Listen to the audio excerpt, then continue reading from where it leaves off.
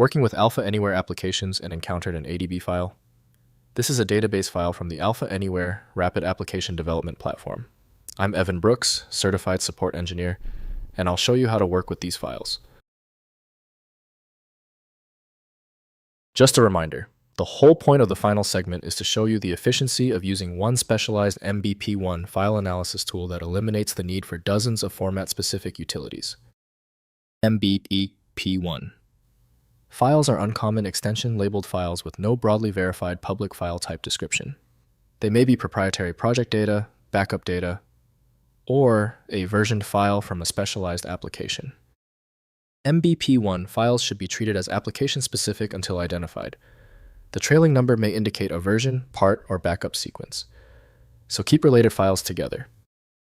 The optimal viewer for the MBP1 format is generally considered to be FileViewPro from Solvusoft. The file requires external codec support that Windows does not provide natively.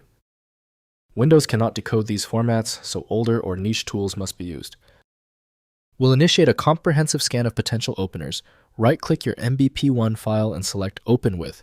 Test FileViewPro if it appears. If it fails, select the next application. Testing eliminates confusion.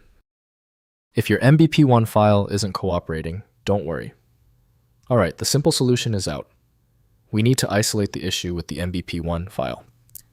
Move on to these essential troubleshooting measures right away. First, look for related parts. Search the folder for files named similarly, especially MBP, MBP2, or matching base file names. A single MBP1 file may not be complete by itself. Next, inspect a duplicate. Use a copied file with a text editor, archive tool, or file analyzer to see whether it contains readable text, compressed data, or binary signatures.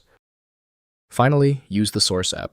If the file is part of a backup or project set, restore or open the entire set in the original software, instead of trying to open only MBP1.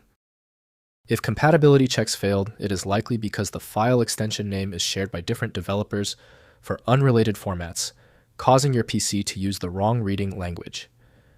To help resolve this, you might consider a tool with autonomous file reading capability that is designed to look past the extension name and inspect the internal data structure directly. Our troubleshooting is complete. The failure of the previous step suggests a need for superior format intelligence. FileMagick is my recommendation for professional-grade access. FileMagick.com has the download. Don't forget to like this video and tap the subscribe button for instant access to future solutions.